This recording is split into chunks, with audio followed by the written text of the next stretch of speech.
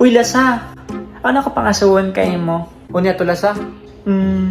Mabay ako lang hati yun bangunin tawakan ni one ex mo. Hala.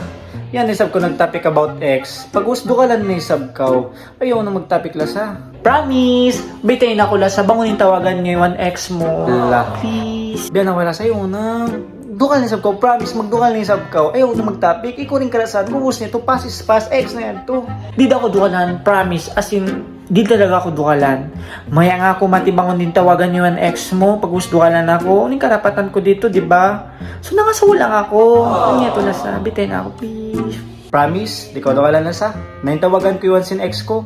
Asawa ko. Asawa? Asawa? Una ako kabit? Kabit ako? May tama ko tiyuna.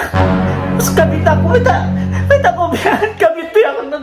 Di ako mamaya. May tama kabit. Katuko ka niya. Katuko ka niya. Bukan aking karyon mo, ha? Katuko ka niya. Balik ko ba to kanya? Alam mo, di ko dukalan.